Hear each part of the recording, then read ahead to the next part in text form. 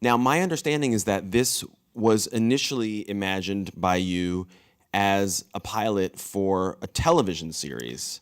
How did it change and develop and grow from that idea to being a feature?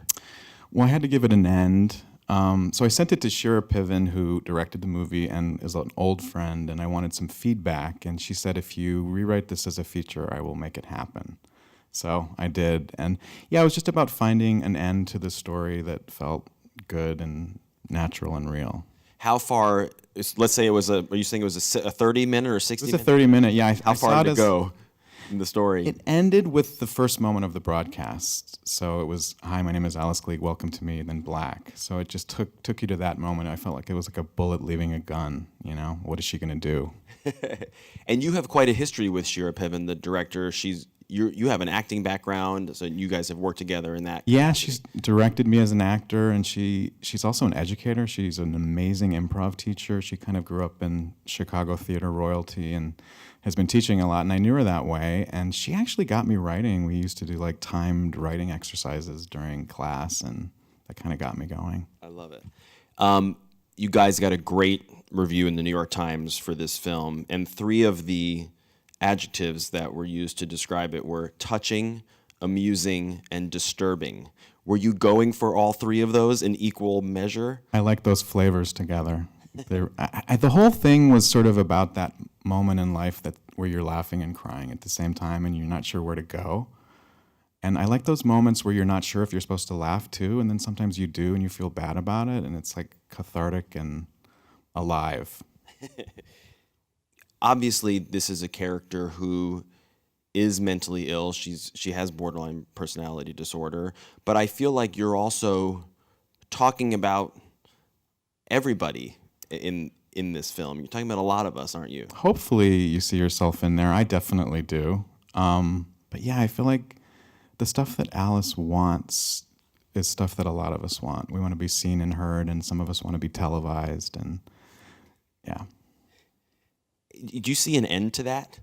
Or is it just going to get worse? I mean, it is infuriating to kind of walk around, especially when I'm in New York, just to walk around and everyone's like this or like this. And I swear I have my questions on here, which is why I have my phone with me. But I mean, it's literally gotten insane now. I don't see an end. I think everybody's going to have their own TV network, not just show.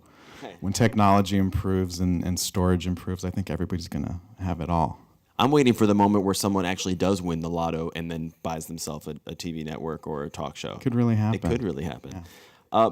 Tell me about bringing Kristen Wiig on board. Was she someone that you had in mind at any point of writing this or developing it? Was she a dream candidate for you? She was always in my head. I kind of didn't dare to dream, though, because it seemed like such a long shot, but it happened. I mean, she was definitely, her combination of pathos and sort of offbeat humor just seemed perfect for Alice, and then when it happened, it was just amazing. And then everybody jumped on because everybody wants to do a movie with Kristen Wiig because she's so beloved. So, what was the process like of finding out, of getting it to her, finding out that she was interested? Did you then meet with her, or did she say yes just on the printed page? I think she was very interested after reading the script, but we did talk about tone and stuff like that, and we got it to her manager and waited a good while for her to read it. And then she said yes. Was there a role? I mean, we were talking out there in the lobby about just between Jennifer Jason Leigh and James Marsden and Wes Bentley, Tim Robbins, Joan Cusack, Loretta Devine. I mean, it's insane, all the people that signed on. Truly. Was there one part that was particularly hard to nail, to get someone great, find that right person? No, again, it was like Kristen Wiig in the script, and everybody jumped on, which is just so like thrilling. It was thrilling. I was on set for most of the shoot and watching these people that I've admired, like Joan Cusack and Jennifer Jason Leigh. It was just absolutely thrilling to watch them work. How would you say your background in improvisation and in comedy in general, how did that affect your writing process, your writing style, and what you were able to contribute when you were on the set? I think it made me very loose and collaborative. A lot of, like, whenever Kristen reads a prepared statement, which she does quite a lot, I usually would just like write those right before she did them, like, or have a few. So I was able to kind of roll with stuff. Improv is really good for that. Improv is really good for writing. For a movie like this, where your main character does have so many issues and is so out there in a way, you really do need characters who are surrogates for the audience, I would imagine. My guess is that the Linda Cardellini character fits that bill the most. Did you have a couple characters in mind that were audience representatives in a way? Sort of, or just people who would sort of ground the madness, but definitely Gina, Linda Cardellini's character, was someone who I think we can relate to in terms, if we've ever had anybody with mental illness in our lives, and so many of us have, we can relate to that sort of exhaustion and concern. And I think she brings so much to that role. She's so good.